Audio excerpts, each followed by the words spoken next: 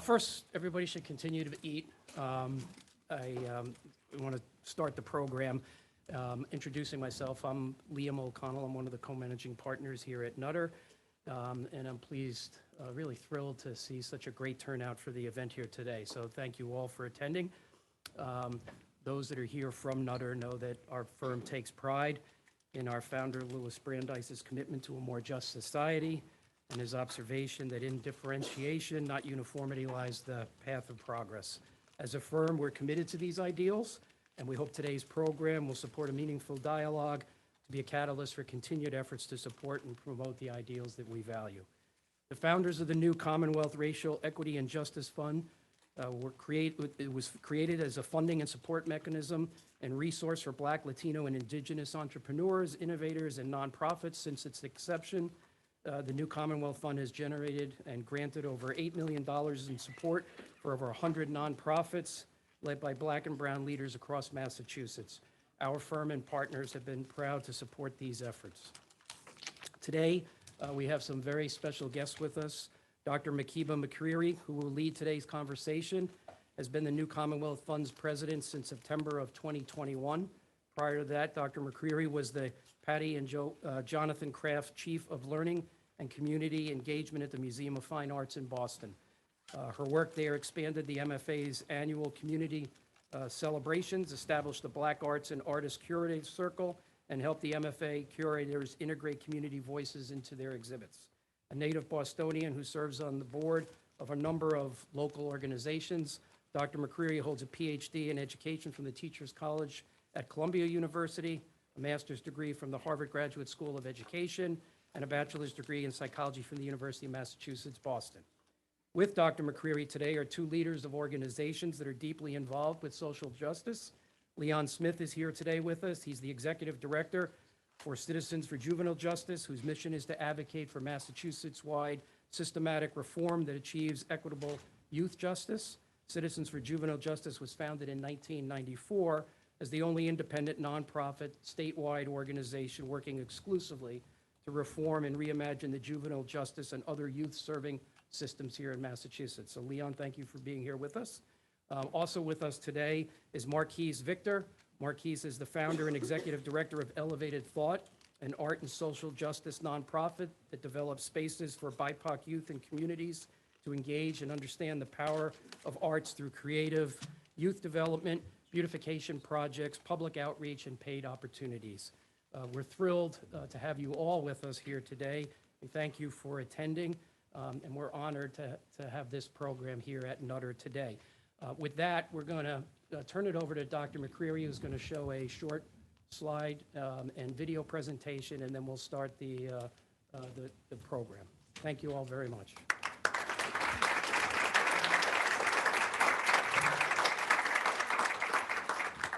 Thank you. Oh, good, it's working. Folks can hear me okay? Awesome. I will go up here. It's really a pleasure to be here today with you. And Dan Mulhern is a dear, dear friend of mine who came up with this idea that we should figure out how to all get in the room together, and then his colleagues helped make this all come together. And so I am grateful to both have him here doing really important work with you, but also as a champion of this work. And I know he wasn't able to join us this morning, so I wanted to make sure that I gave everybody a shout out from him. I'm also joined by my two colleagues, Lauren Bardsley and Nadia Hardin from the new Commonwealth Fund. And thank you for an incredible introduction. It's always really uncomfortable to hear your bio read, but it was lovely, and so I appreciate that. Thank you. As you mentioned, the new Commonwealth Fund was founded in 2020 by 19 Black and brown executives, C-suite executives, many of them attorneys. We actually joke that we don't have room for any more attorneys on our board, but I get lots of great advice all the time. They stepped forward and they said, this is a moment of crisis and we have to respond. And we have to respond in two ways. We are going to raise a lot of money and we're going to give it away. And that felt really unique in that point in time because there were a lot of pledges being made, but there was not quite as much activity happening. I'm going to see if I can use this. They also made a commitment to really support and privilege Black and brown nonprofit leaders. And I have another deck that goes through some slides and some stats, and it's not today, but I'll just give you for perspective. In 2016, community foundations in Massachusetts granted out 1% of their giving to Black and brown nonprofit leaders in this Commonwealth, 1%. And so the market correction here is pretty dramatic. And we feel like there's a lot of room for a lot of other folks to join us at that table. Recently, we went through a process with Deloitte Monitor where we interviewed all of the folks that we've been serving as nonprofit leaders, and we asked them to help us sort of define who we are and what we stand for in their terms. And they came out with this idea that there's something really special about our work. We try to make sure that we're really proximate to the folks who are doing the work, but we also acknowledge that those folks are most proximate to the solutions that need to be developed, designed, and supported and funded. And so what we learned about ourselves is that we are really committed to listening and that we are doing that really well and really actively. And this is actually you, Leon. It's about convening the doers. So you get to hear from him in a little bit. We are co-designing, and I'm going to talk to you mostly about that today, because we are really trying to walk into the room and say, granted, there's a power differential here that we can't really change because we have the funding and you don't, and you need the funding and we have to give it to you. But what we can do is at every point in time where it's possible, ask you to help lead us. And then the final thing is we are really here to be disruptive, and we have the flexibility and the freedom to do that. I did not inherit a fund that has 50 grantees whose family money we are working with. I don't have bylaws that are have been in place for decades that tell me how to evaluate progress and how to make decisions. And so I was really encouraged by a number of foundation leaders when I joined not to create those things, not to feel like I had to fall into this sort of like, okay, what are our metrics? How are we going to create a rubric and decide 1, 2, 3, 4, and all the 4s get the most money and all the 1s get the least money. And so we have worked really hard to live into that. Our values: respect, love, rigor, determination, but really my favorite one is courage. And that's because the 19 founders who have now evolved into a board of directors and a board of advisors had tremendous courage when they stepped forward. When they stepped forward and even said to their own CEOs, who were typically white men, we're going to accept your check. You can help fund this, but we're going to lead it. Because this is about our community and about our leaders, and we really want to make sure that it's our voices that are out in front of this. And so we do that in 3 ways. We do that, I went a little fast, we do that by giving out money. We do that by creating an ecosystem of support, capacity building, technical assistance, which you guys are amazing partners in. And the third is this idea of influencing the philanthropic landscape, right? Like, the more times I can get in a room with other funders and say, you might have a little bit more flexibility, a little more freedom than you realize, and they stop and they say, tell me more.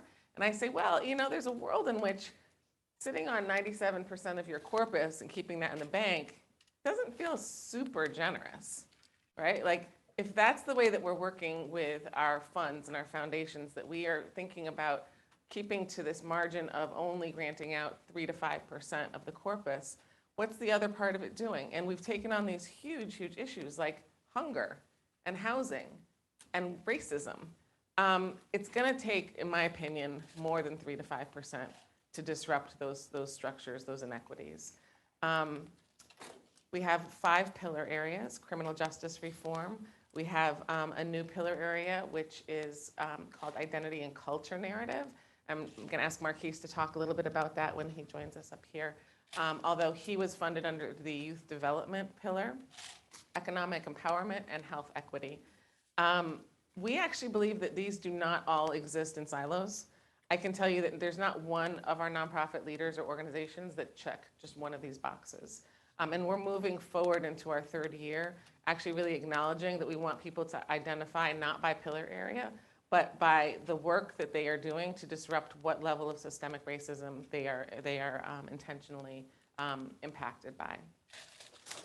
And you gave a great summary before, but as of June 30th, we will be at $11 million out the door. And I just want to say that that is consistently has been 10% of our corpus. So we started with 20 million, 10% was granted out. We got to 30 million, 10% was granted out. We got to 40 million, 10% has been granted out.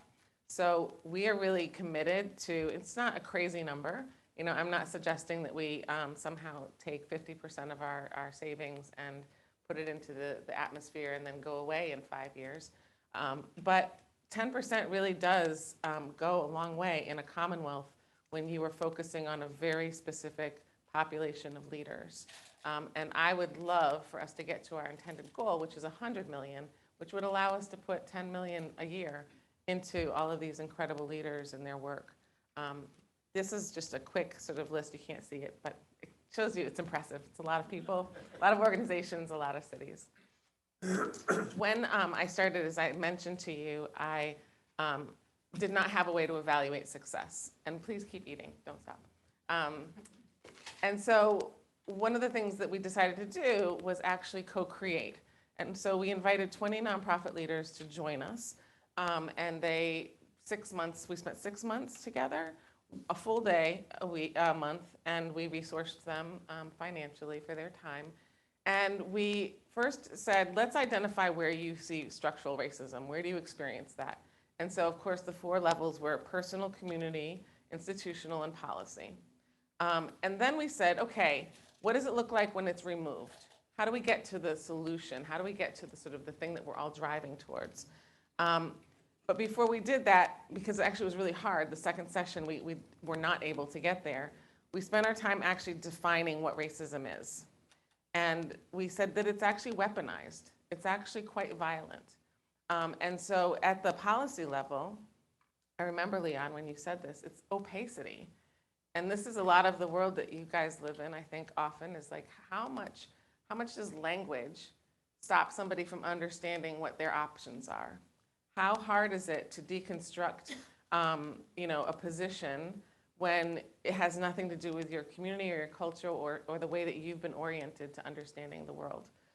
At the institutional level, it's weaponized culture. At the community level, weaponized stereotypes, and at the personal level, weaponized fatigue. And I actually think, Marquis, you probably drove our conversation on the personal level, because you see it in the young people all of the time that you're serving who are trying to figure out how to navigate the world and become economically solvent, right? And be part of the creative industries. And we created a website, which we will talk about, we can show you later. But what we then got to in our 4th session, because we canceled the 3rd one and we sent everybody a care package and said, take care of yourself, because we just did a lot of really heavy work, was pretty simple, frankly. What we think we are here to do is to support nonprofit leaders in figuring out how to get to shared narratives, how to get to empowered communities, how to find their way to transparency and accountability. And so there's a deck of cards that has been illustrated by artists from Boston and from Lawrence. And the other side of these cards have those definitions. They have examples. And they help our leaders think about where their organization is moving towards, where they've been, have they set the right goals. And this is the way that we are thinking about evaluation. So there's an opportunity for you to say, is this my North Star? It can be, but is that where all of your work is going? Is that where your emphasis is? Is that where your dollars are? Because we do often end up saying yes to dollars, even if it's not necessarily in our intended mission, because those dollars are so scarce. And so we're really pushing to support leaders in being able to say, if you are really trusting me, if you really respect my leadership, then you'll let me tell you where these dollars need to go. And ideally, this is the way that we will understand success, right? It's a heat map, and it allows you to be really clear about, I'm really prioritizing this work, but somehow I'm over here on the left side doing something very different. It's not super clear for you right now, because I usually take about 45 minutes just to explain this model, but we're gonna show you a video in a second that talks about the process, and hopefully that'll make it a little bit less opaque. And then we're going to move towards identifying KPIs that push against shared narratives, transparency and accountability, and empowered communities. And something, again, I could talk about forever. And so the final thing I will share with you is this idea, right, that Massachusetts is an incredibly wealthy community. And in 2020, although that was a really a year of a lot of generosity for lots of really important reasons, that's how much was given out by the top 25 foundations. It was about 5% of their corpus, right, their total assets. But imagine if we can influence them to just give out 10% in this state, what would happen? Like the kinds of things that we are trying to take on and interrupt and solve for absolutely deserve $1 billion worth of investment. And so that's where we're trying to go with our work, and we hope that we influence all the other philanthropies to think that way when we finally get to a place where we have realized our courage. We're gonna go ahead and show you a video, and then we'll come up here and have a conversation. Thanks.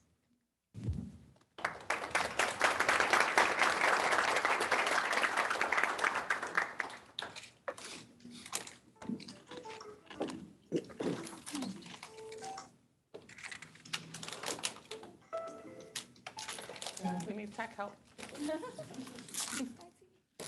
It's always the way.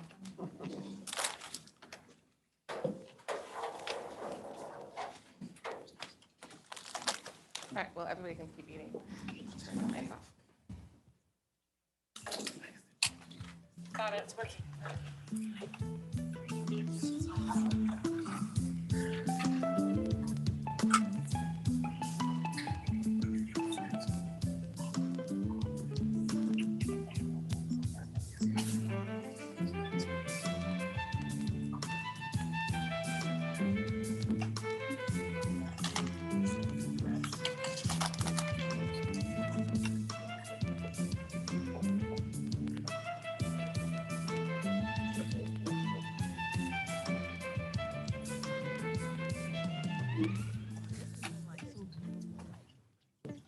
Working with the two of you and also watching y'all work together is so amazing. Because, you know, it's hard to hold Makeeba down. Tell her, look, you can't come to this session. You said that, I was like, yo, Augusta, you going in, right? When I joined the new Commonwealth Fund, I had the privilege of inviting, I'd say like 15 colleagues to come join me for what we call the charrette. And both of these guys joined me for that. And also a number of other people leading pretty large philanthropic entities across the country. And one of the things that they said to me was, do not lose the option that you have of not falling into the same traps that we don't have the ability to relinquish. So what does that mean? You don't have a board of trustees that's 30 people deep and bylaws that have been in play for 50 years. You don't have a family legacy that you are supporting. You don't have to buy into all of the constructs of what traditional philanthropy typically puts forward. For example, what does success look like? How do you measure success? What does impact mean? And that really resonated for me, and I held on to it up until the point where we were ready to start to think about whether the previous rounds of grants had made a difference. What was that, how are we gonna be able to tell that story? What we do is we co-construct the answer with the individuals for whom that answer is most important. That led to me inviting 20 nonprofit leaders, some of them in our portfolio, but some who weren't, just to be able to bring in some new voices. And I was meeting such incredible individuals from across the Commonwealth, across all 5 pillars. And we asked if they would be willing to work with us. It was uncomfortable because it was not clear. And like we always are walking through an ambiguous process, but usually our client is attempting to like put an end point to it. And oftentimes we get called because there is an outcome that they want to get to. I think traditional philanthropy pushes us to define success on someone else's terms. It's typically very oriented towards how a for-profit business might run. It's typically oriented towards the ideas that those in power hold about not just what's wrong and also what they believe is possible. What NCF is doing is so radically different in the sense that they're really starting with the people who are doing the work. They're letting them guide the process for how grant making should happen. The very foundation of philanthropy is challenging and broken because it's rooted in capitalism and lack of access, right? So I think fundamentally we know that that is like problematic. And protecting wealth. And protecting wealth, right? And also the sort of ratio of giving to keeping is not like, does not resonate. In the fifth session, we had a matrix essentially. And somebody said, this is not circular in the way that our work is. And it was this, for me, an aha moment that we need to build it in a way that invites people in from a multitude of directions. And so like breaking up the structure so it becomes more flexible for folks. Yeah. I think this process has changed how we're engaging with philanthropy because there's a real sense of partnership. I feel like a partner of NCF. I feel like not just a recipient of a grant, but a thought partner, bi-directional. I think that there's even beyond what we have access to philanthropically, those who are in foundations have access to transferring the asset. And I'm really down for, ongoing partnership and conversation about how we make investments that really democratize access to resources that have been inequitably distributed in the past. I think this process has given me unreasonable confidence where if I look at the philanthropic landscape, if I have to compromise my integrity, my organization's integrity for the sake of dollars, I'm not gonna be moved to do that, especially because I know I have supporters like NCF. I think the other thing, as we talk about philanthropy, is how it is rooted in white dominant paradigms, in colonialism, right? Which inherently maintains a power structure, does not provide access, and is transactional. I think fundamentally, the way we started our work and what we've been doing is sort of the antithesis of all of those things. Often funders' relationships can feel very top-down. This has felt like collaboration. We are working through what evaluation should look like together. We are talking about impact, both individual and collective. We are in spaces together where we are exploring what it means to rest and what joy looks like in our own lives, and making sure that that is also a priority for us. It also gives us space to be imaginative, to think big, and to sit in a mindset of abundance. One of the things you talk about is an antidote to white supremacist culture is being explicit about like the unwritten, under the surface things. And I learned a lot from watching you do that throughout the process, where you'd like in the moment of a group, you'd say, wait, hold on, Zoom's not doing this thing, or the energy's not here, or what have you, and just really being totally open and totally normalizing, making explicit kind of the back end of stuff. And I took a lot from that, so I appreciate it. It tells you that NCF is about the work. The NCF is about convening doers. It's not just about talk. It's not just about conversations. It's about bringing people in the room who are truly connected to and embedded in the community, who are already doing the work. When we remove the numbers game from the process and start to talk about the impact on communities, on individuals as redefining success, I think that's where we are starting to talk about shifts. And then simultaneously, NCF has pushed us in thinking about ecosystems, to think about how the work that we do as an individual organization actually impacts other sectors and other sort of facets of our respective communities that, again, in the end, supports everyone. We know about our work. We know what success looks like. We know how to get there.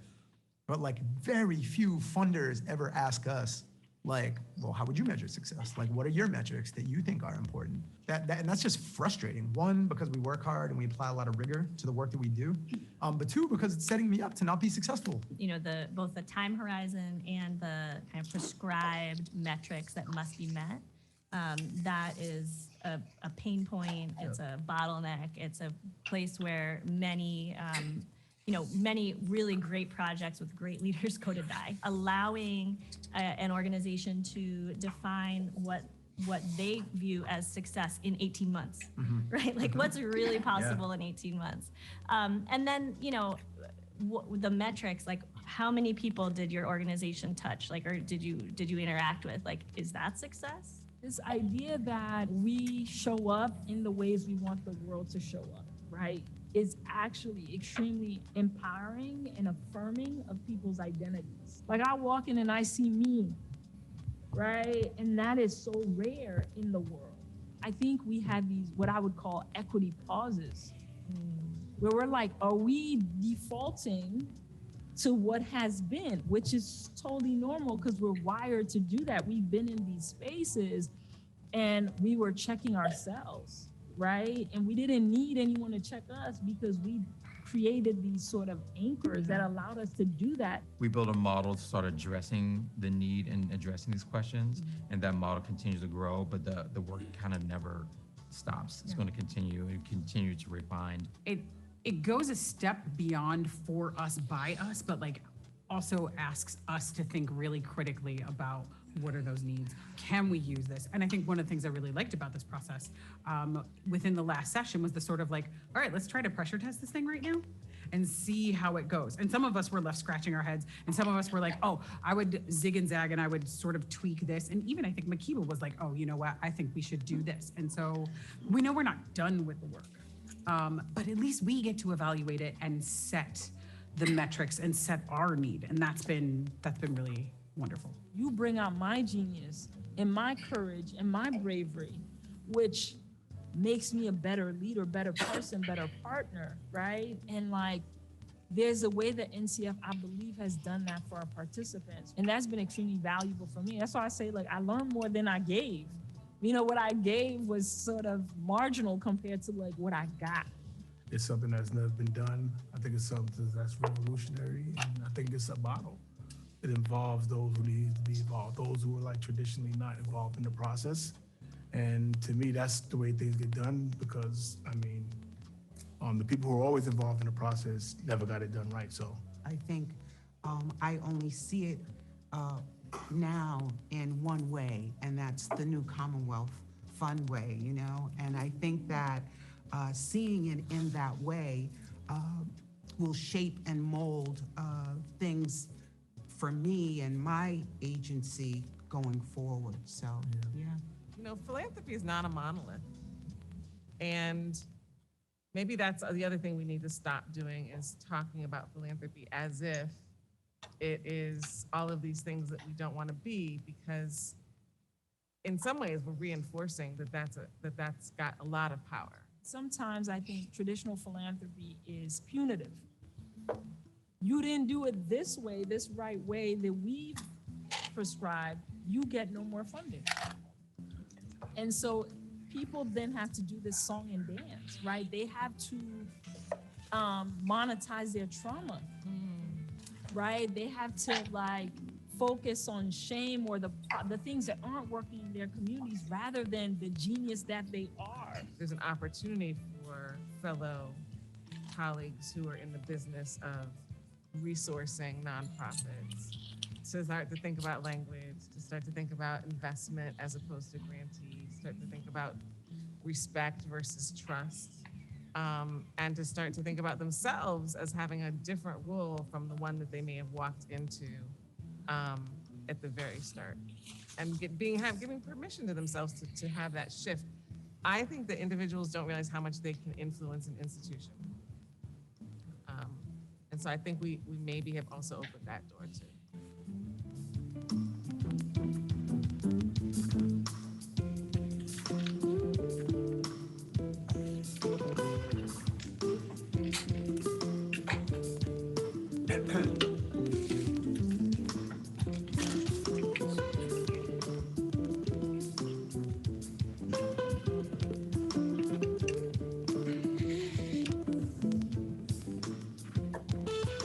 all of your co-creators on the screen.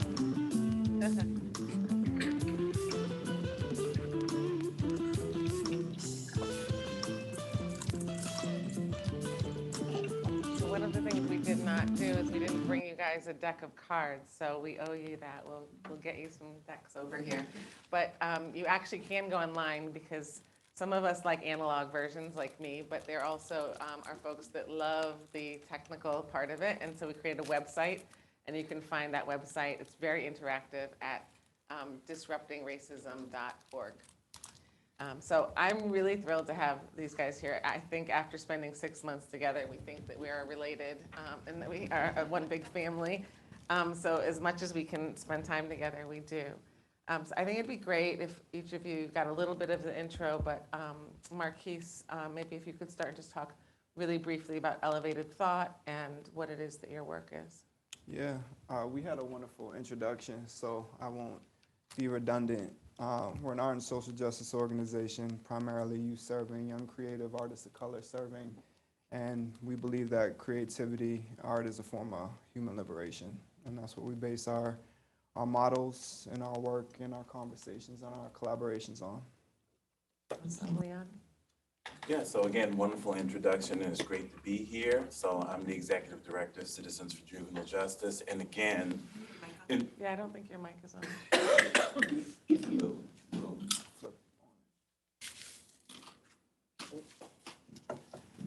How about now? Yeah.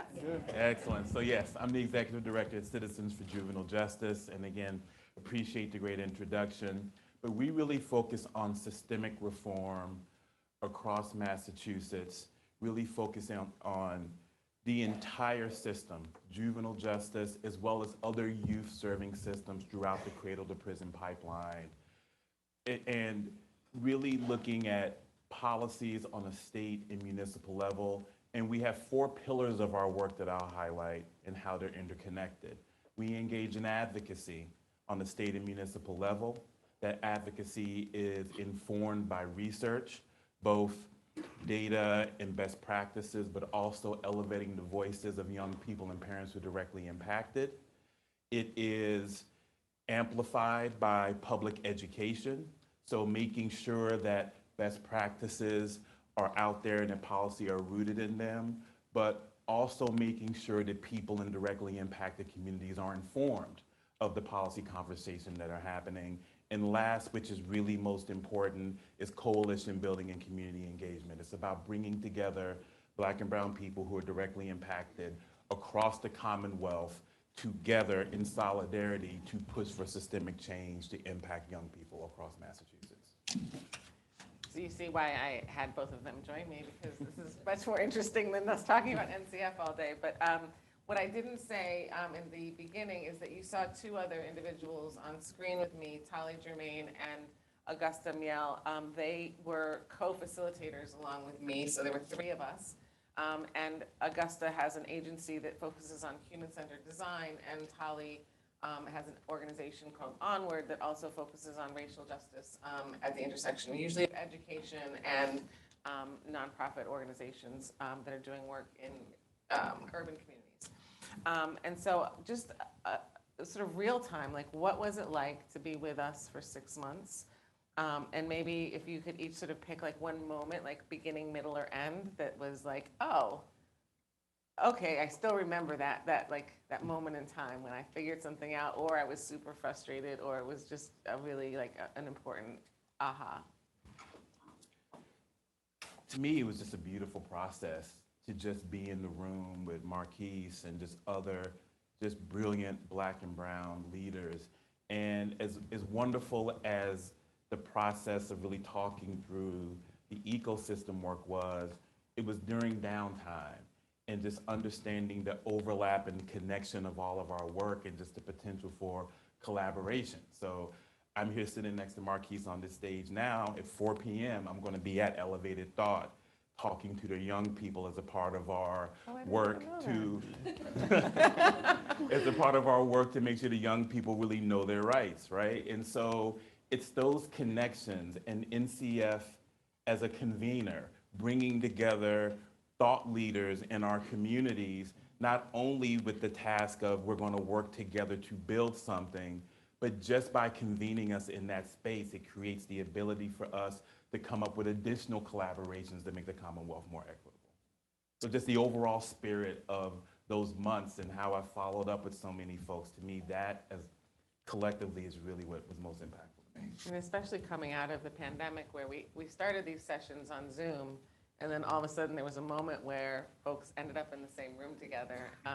And it was actually just as energizing on Zoom, right, as it was even in the room together, because there was so much positive energy and people were so excited to actually be with other folks doing work that was different than theirs, but for many of the same reasons and end games. So, Marquis, any thoughts? Yeah, what comes to mind for me is early on.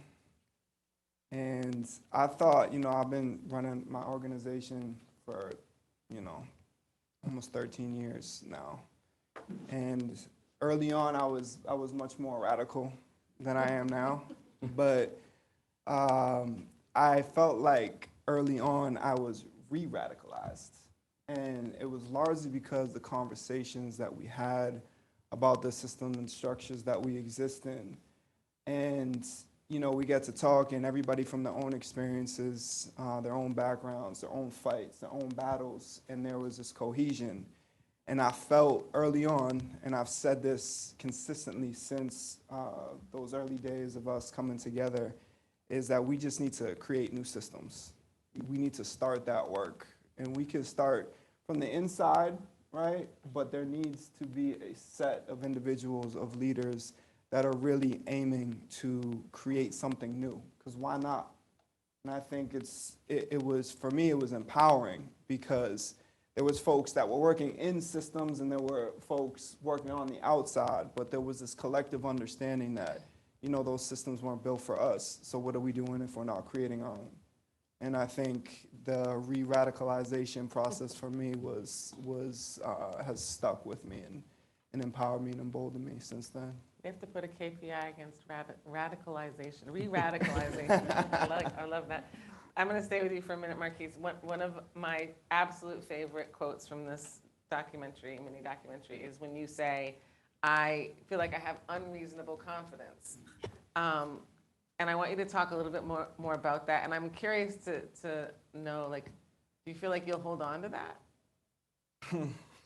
It's kind of a scary, it means you might have to give something up. Yeah, well, I just mentioned the systems and structures that we exist in. I think it's almost, when we're trying to kind of combat those, it's almost objectively irrational to do so. So this work consists of us kind of just being irrational in the historical sense. And I think when you take a leap of faith, which I think if you're going to ascribe meaning to anything in life, you have to take a leap of faith, because nothing is clear. Most things aren't black and white. So if you believe in something, you have to take a leap of faith. And you have to be empowered to create and transform something and that you believe in. And I think that requires unreasonable confidence, because you're confident in the purpose of your work. You're confident that the people that you're working with, that you're in community with, that they deserve it and they're worth it. And I think there's a lot historically that says to us that that's impossible. But I don't believe so. So I think, yes, it's very likely and I think necessary that I keep unreasonable confidence doing this work. The young people that you're working with require that, so yeah. I think that's a great motivator. Leon, will you talk about this notion of opacity, because you really brought that to the table in our conversation as the larger group, I think, and the idea that it's a weapon, that it's this idea of violence and in a cloak, right? Absolutely. So opacity is the condition of lacking transparency, or also how Massachusetts systems of justice tend to operate, unfortunately. And so when you look at our public records law being one of the most restrictive in the country. When you look at the lack of transparency as it relates to publicly available data on race, gender, sexual orientation, gender identity, the fact that there are states, including red states, who have far more publicly available data on those lines than we do. The fact that if I'm a parent living in Lawrence and I want to say, well, I'm going to be moving to Boston and I want to look at their school district and outcomes on school suspension.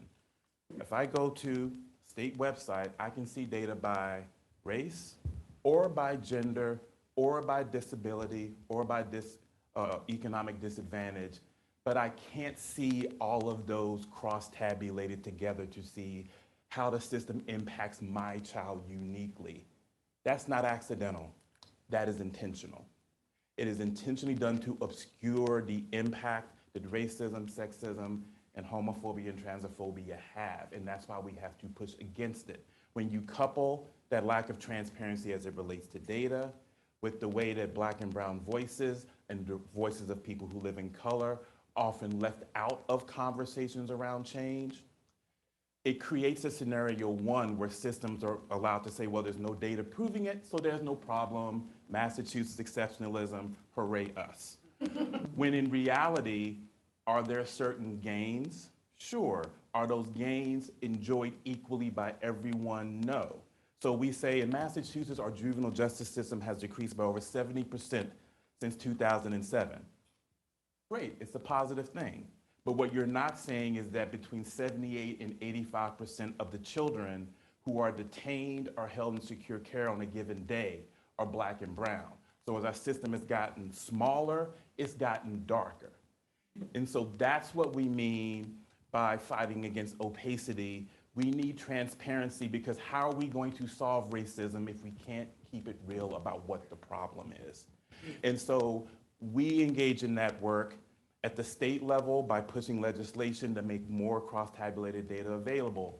We push at the municipal level by using public records requests or public records law to go to municipalities and say, we want to know how your police departments and your school districts are treating children, and we want that information by race and ethnicity, because we are going to tell that story, and we're going to ensure that the policy conversation is rooted in that and not just narrative. Because when we talk about harmful narrative, and mind you, CFJJ was founded in 1994 at the core and the heart of the super predators, when that rhetoric was at its height, and we're seeing that come back right now. When there's a lack of transparency and a lack of data and a lack of honoring the voices that directly impact the communities, you have folks who are not in those communities using, quite honestly, offensive data rooted in stereotype to label Black and brown children, Black and brown parents, and Black and brown communities, and push policies that are harmful more so than being helpful.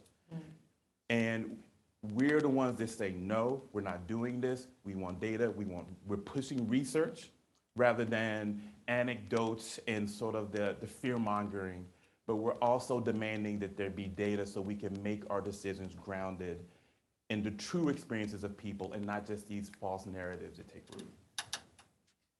So I was going to ask you, what is the, how would you define the kryptonite that you're up against? But I feel like you just did that.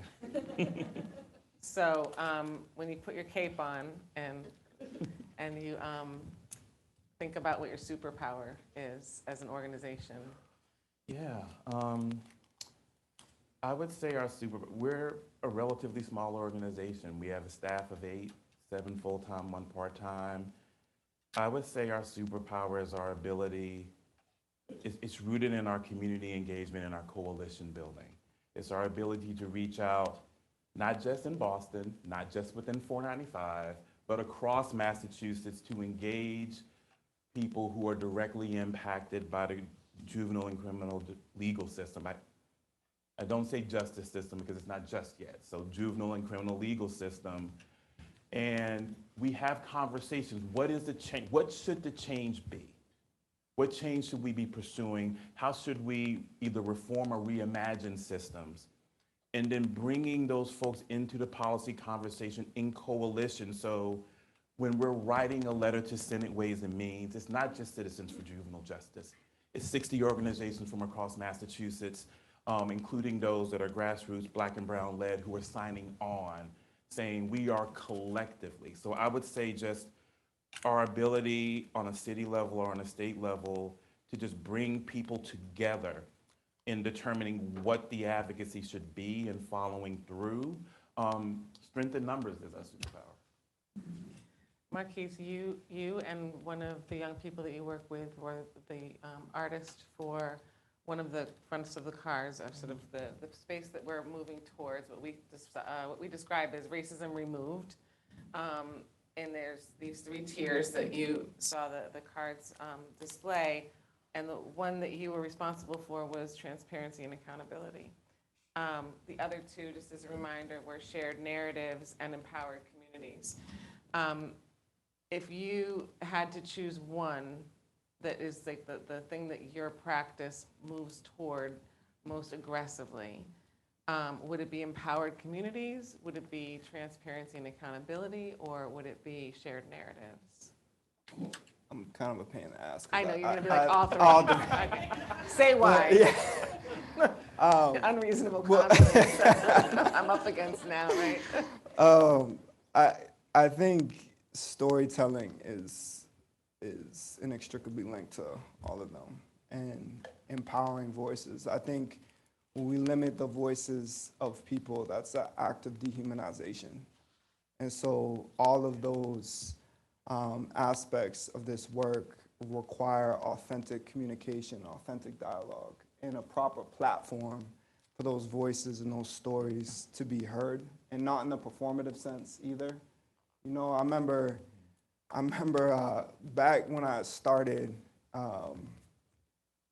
ET, and we had our first board. One of my homies brought on he was like a sales dude, and he brought on some corporate folks. And this one gentleman had said to me at a board meeting, he's like, you know, you don't got to get into details about the story. People don't want to see that. They just want to see the Black kid bouncing on the knee that's starving. Like, that's how you have to frame things. And so I think it was in the morning, I had like a bagel, almost choked on my bagel. And immediately I said, listen, buddy, you got to go. You got to go. And I kicked him right off. And I think when we talk about stories and narratives, there is a line between that performative people just saying, oh, like, I feel bad for your plight. You know, you're in this situation. That's terrible. Here's my money. Rather than sitting, listening, sharing space, going to visit, like getting to know these people in the as much as possible, because all of us in this room, we all have our own experiences. We can never fully understand or know one another. But if we're doing this work, what does sharing narratives and giving proper space for those voices to be heard look and feel like? And I think with all 3 of those things, that's a crucial element. And I think we're really intent on our young people and our artists of color being able to share their voices and their creations in an authentic way. We're going to open it up for questions if people have them, but I'm just going to ask one more quickly, which is if you both could. So when I came on board, there was no identity and culture narrative, but I had just come from the Museum of Fine Arts Boston, and so I was convinced that we were missing arts and culture as an area. And so I went back and forth with the board, and I was not successful in convincing them that arts and culture was going to be a disruptor for systemic racism. However, I decided to change the language, and I said, well, what about identity and culture narrative? And everybody was on board with that. Yes. So that's what we call it. And now everybody actually makes the connection. So I won. But if you could both just give a definition of identity and culture narrative from your perspective. You want me to? I just ramble, so I didn't want to. I don't know if it's a ramble or a soapbox. Sometimes I confuse myself. But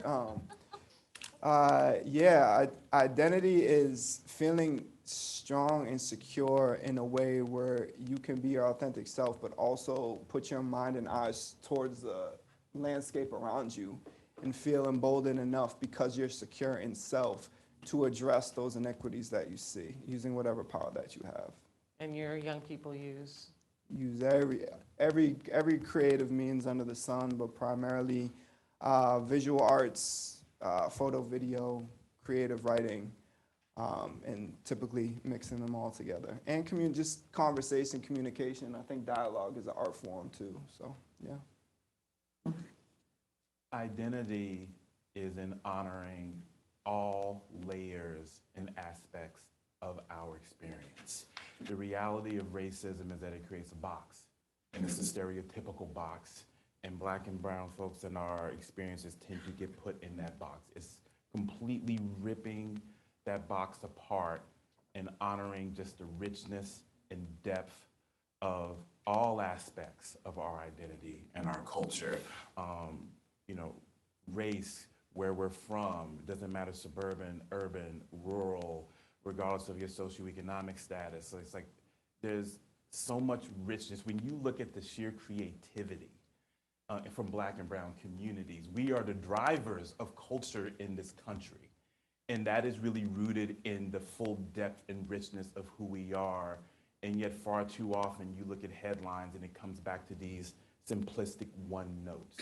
Really getting rid of that and saying, no, like the Black and brown experience, whether you're a Black kid from Appalachia like me, or you're Afro-Latino, or you're Caribbean, or you're African, or you're Dominican, just really honoring all the layers of who we are, the richness of our culture, and really honoring that and engaging in all levels of that as we center that in creating the change that needs to happen.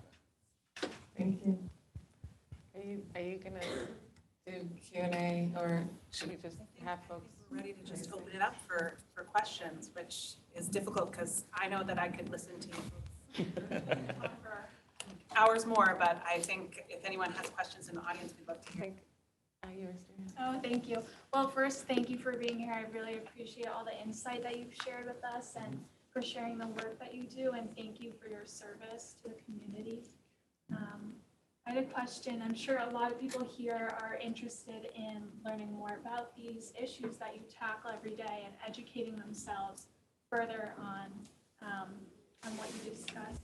Do you have a book or a podcast or a film or a website or anything, any kind of resource that you would recommend to folks to check out to learn more? I mean, this is a little bit self-promotion, but I don't mean it this way.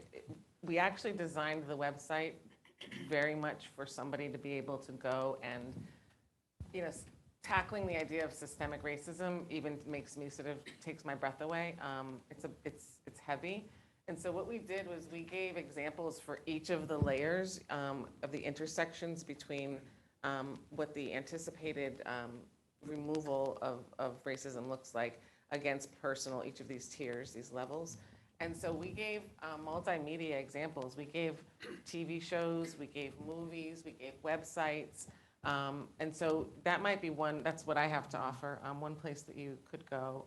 And then I think the other thing I want to plug, and then you guys answer, but proximity is really, really key.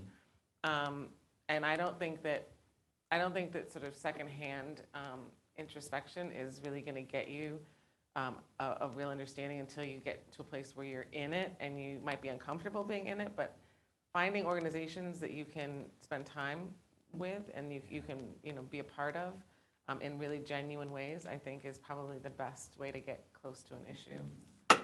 Any ideas? I always suggest for people to get traumatized by reading Angela Davis's Woman, Race, and Class if they're starting to kind of move into this deeper understanding and context. I agree with you 100%, by the way, but I always love that as a recommendation. Yeah, I mean, co-signing everything Makeeba said, specifically on the issue of youth justice, cfjj.org, and go to our publications page where we have all the publications and research that we've done, or in other aspects of our website, when we've done webinars, when we've done presentations on different aspects of youth justice issues, we have those available there as well.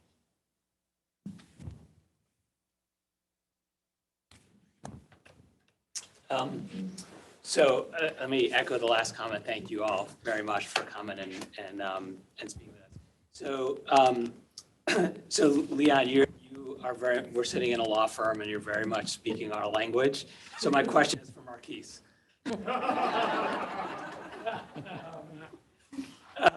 Can you just talk a little bit more about the programs that you do with the young people and how you're incorporating art and social justice and sort of what your organization looks like on a day-to-day basis? Yeah, sure. So we have quite a few programs, but our core program is the IMR, I Am Change Apprenticeship Program. So what that consists of is young people come to us Monday through Thursday after school. They are broken up by track. So we have a visual arts track, we have a photo video track, we have a creative writing track, and we have a social justice cohort. So these young people work with professional artists. So immediately that first step, they're seeing artists that look like them that are having a sustainable career as professional artists, which destigmatizes that process because all of our young people are Latinx, and we're coming from a very traditional community. So you got Abuela at home saying, you want to be an artist? So it can be a very narrow perception of the possibilities of what they can become. So to see creatives that look like them, we have 20 staff, and 15 of our staff are from Lawrence, and 11 are alumni of our program. So you have that immediate kind of community that's being built that they're a part of, and there's pathways to evolve in that. And they're credited throughout the year. They have credits that go towards their graduation, and they get paid so we can knock down those barriers of, hey, I got to help out at home, so I got to go to Mickey D's. That customer service is good, but if you're striving to have a creative career, if we can overcome those barriers and these young people can support themselves and their families, we want to do that as well. So that goes throughout the school year. We also have workshops for the broader community, both high school and young people that have aged out. So we've relaunched our after hours program, which is for creatives 18 to 25 that have aged out of high school. They come to our space a couple times a month. We have intergenerational workshops, community events. So those are our core programs. So we do public art projects every year that are community driven. So we'll go into a neighborhood and we'll get a group from the neighborhood to talk about what they want to see in the neighborhood, what the neighborhood means to them. The young people come back, craft the design, show it to the community, give their feedback, and then we'll create a public art project. So everything is generative and based off conversation that we do, and it's driven by young people primarily. Marquis, can you just talk about your capital project? Oh, yes. So we are building out over 17,000 square feet on the top floor of the mill building that we're in, and it's the Elevated Thought Creative Center. We're calling it ET on the 6th. That's going to house expanded program space, affordable artist studio space, an event and gallery space, a bigger apprenticeship space, and staff offices. So we're in the process right now we just got Payette is in Boston. I don't know if any of y'all are familiar with them, but they're supporting with the project, and we've launched construction, and we should be good in about a year. I encourage a field trip if anybody can take it a day. It's really well worth it. So I have a comment and a question. So I hope I'm not taking up too much space by two things. The first is a comment on a point that you made, Marquis, about storytelling, because I think it answered one of my questions, which was in the mini documentary, there was the point made about monetizing trauma and how trying to disrupt that as part of, I think, having to make the pitch. And so my question was, how are you disrupting that? But I feel like you answered it in saying, let people tell their full story. And if I'm hearing that correctly, I just wanted to hold that up as something that I think is important. Can I speak to that? Yeah. There's a gentleman by the name of Travian Shorters who he came from Knight Foundation, but he started a national organization around asset-based framing. And he actually really flips it on its head, and he talks about like what you choose for the data to tell the story, like what data you choose, right? And so he has 3 data points that I love to share, which are, the first is that if you go to, there is data that makes it very clear that Black men are the fastest and have the most likelihood to sign up for service. And therefore, you could call them the most patriotic demographic in our country, but we never talk about that.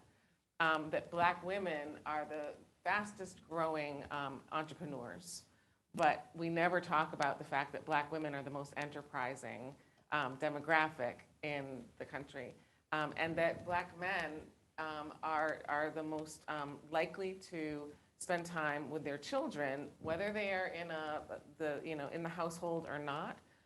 That there are data points, and these are all data points that come from nationally kept statistics. We never talk about Black men being like fathers, like active fathers, present fathers.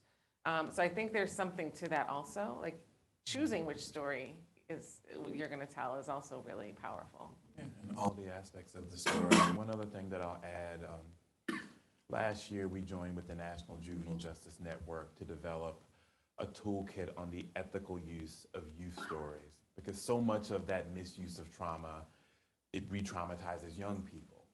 And really a core of that toolkit is not only honoring the full story, but ensuring that the young person has agency and ownership of their story at all times. How it's used, when it's used, where it's used. So always honoring that it is theirs, it has value, and just making sure that it's always rooted there. So that's something both in developing that, but we also, guide our work by it. And I think that's very important. Good question, I'm sorry. Good, Yeah. good. First of all, congratulations on all your successes, and thanks for being here.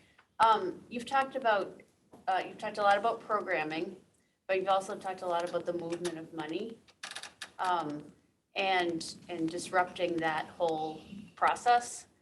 And there are some young people in my life who are telling me that there's a cohort of people who are either losing faith in or becoming too impatient with traditional organizations, including nonprofits, and wanting to go direct to a new concept, to me, of the concept of mutual aid. And, just taking matters in their own hands and just dealing with them themselves. Do you see that much? And if you do, are you interacting with that community? Or because to me that, that's kind of a new concept to me. Not at all. I would say, yeah, I mean, we see that. I don't think that it's overwhelmingly taking down the man, if you would. This is a construct, I experienced this at the museum also. I can use that as another example where if you really think about the idea of an encyclopedic museum, it was actually, they were created to be extended living rooms, really, for wealthy individuals who needed a place to put their stuff that they collected, but they ran out of room at home. And they wanted to make sure that people knew it was their stuff, and so their names go against it. And they get acknowledged for it and celebrated for that. And so it's no wonder that large institutions like museums don't necessarily feel like they're open to everybody or welcoming to everybody, because they're not really supposed to. I think it's the same sort of thing that you have to be honest about around philanthropy. Like, it's a way to protect wealth, if you think about it. It's a structure that protects wealth, and typically structures that protect wealth were created by white men, right?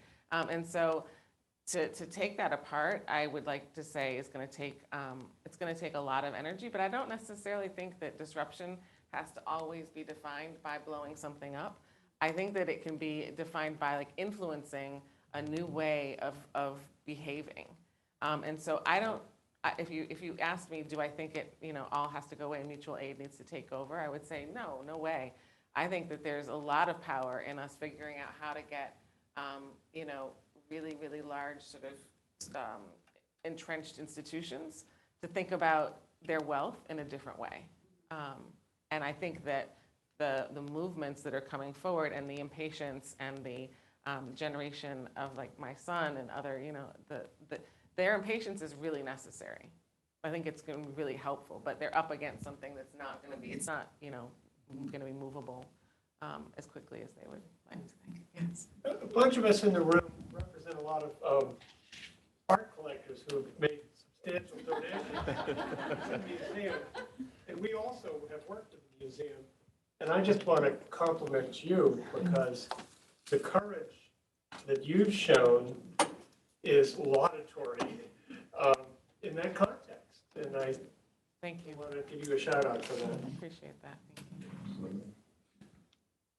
And I love your art. I just want to make sure everybody gets to see it.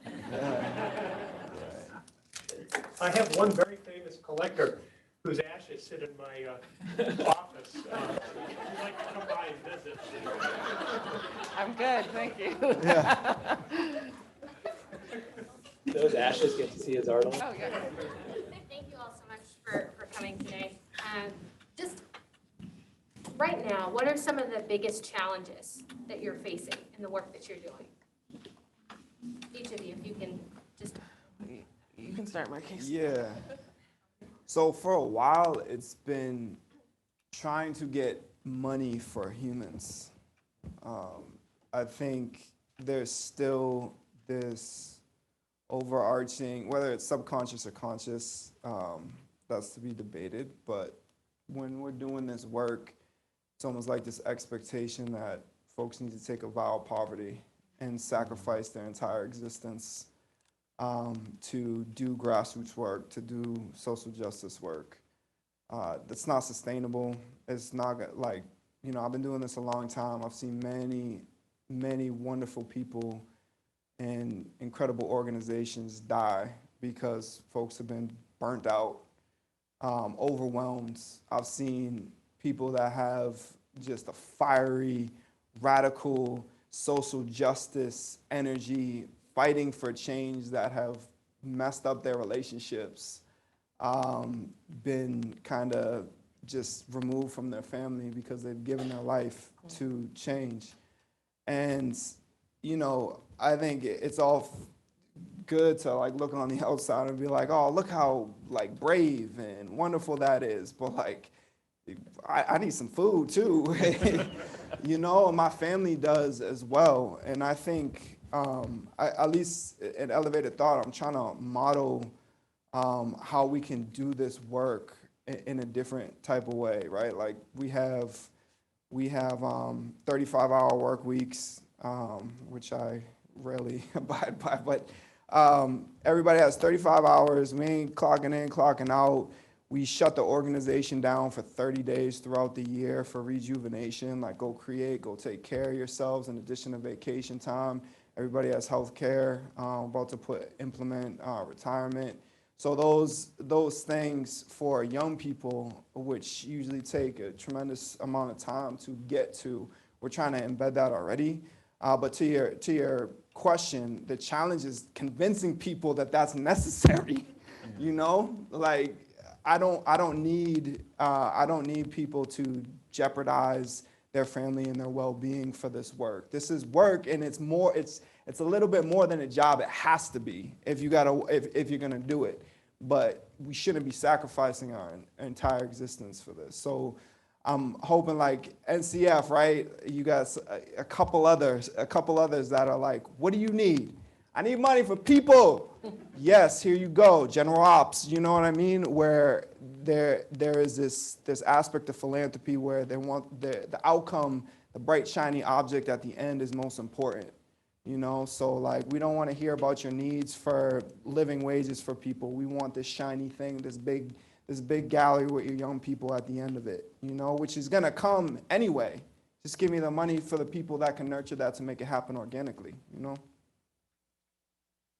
Cosign, big time. No, like seriously, like the importance of self-care, of having to virtually rediscover what any semblance of work-life balance even looks like, because we had a major pandemic where we had sort of, away from work, these are the sorts of things that I enjoy, and then suddenly you couldn't do those things, and now it's like trying to just sort of rediscover that.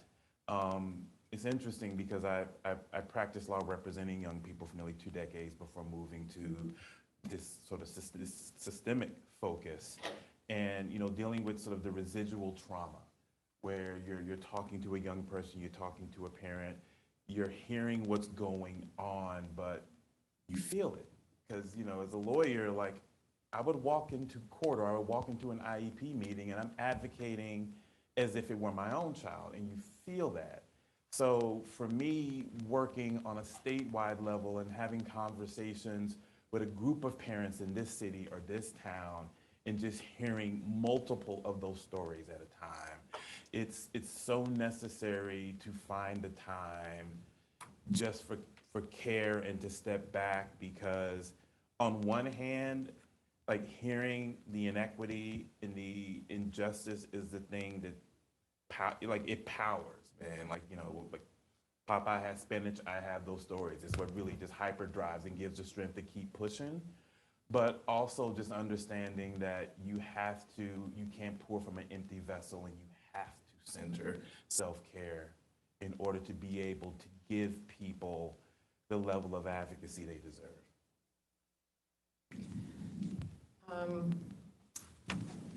So I think 2 things. One, responding to the question, how in the world do you think that you're going to dismantle systemic racism with $100 million? Is one piece of this, which is why we did what we did, and I think that's the answer. I just think that we have to convince people that it could be that simple, and that we have a lot of resources that we can put towards it. But I think the even larger issue for me is, like, in March of 2020, we were all scared to death. We were. I mean, I don't think any of us, I don't know, but I can speak for myself and say I've never had that kind of the fear of absolutely having no idea what's happening. And then the moment, and I have never watched this video, and I won't watch any of these videos, but the idea that we had a national conversation about a Black man being murdered on live stream, right? Like, we know how many minutes, we know that even though it was being filmed, it didn't stop. Like, that was not enough. We were all outraged by that. We were horrified that we lived in a country that allowed that to happen. I don't care who you are. You could be the most racist individual in this country. Even that individual had to be a little bit like, oh boy, if there but for the grace of God go I, it has to resonate. And reminding all of us that it was not a moment, and that we don't have time, there's some urgency to make it a movement, is the other place that I live in all the time. Because that's where this was born. But we've removed George Floyd's face from our sort of front and center, because it's really easy for us to say, ooh, we're coming out of this pandemic and we're not dealing with Black men dying every day on live stream anymore. And yet we all know that we're still masking, we're still hearing about horrific incidents, about innocent individuals, or even just human beings, whether they're innocent or not. And I think keeping that present is super important, while also being really, really hopeful that we can figure this out. If I can just add one piece that's related to what Makeeba just stated. Just the harmful narratives that we have. In the aftermath of the crime bill in the mid-90s, we saw how that led to mass incarceration, which was devastating to communities of color. Literally, generations have been negatively impacted.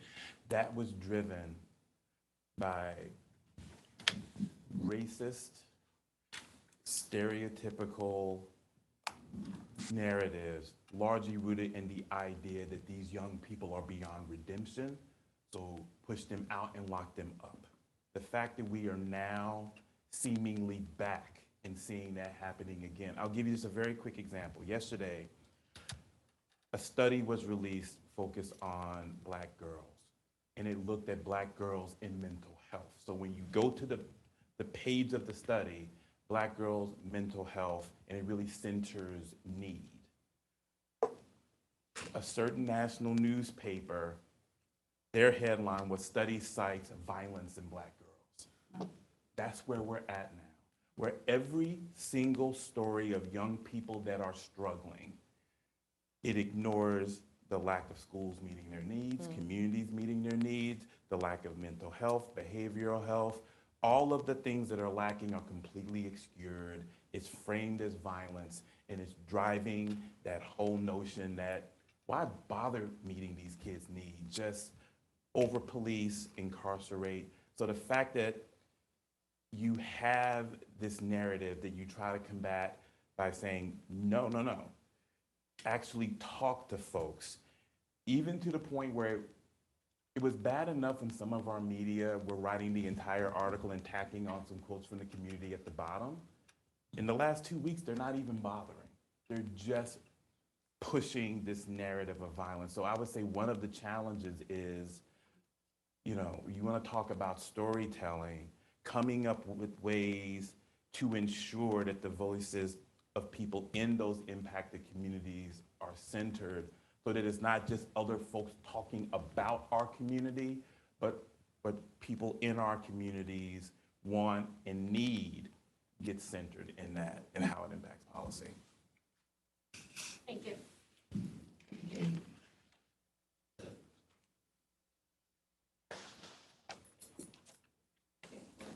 Questions. So I want to thank everybody for coming. It's really nice to have so many people here in this room. And thank you so much to our panelists. Really inspiring people. The work you're doing and the collaboration is, we're really lucky to have you here today, and we're lucky to have you in our community. So thank you for coming and sharing with us.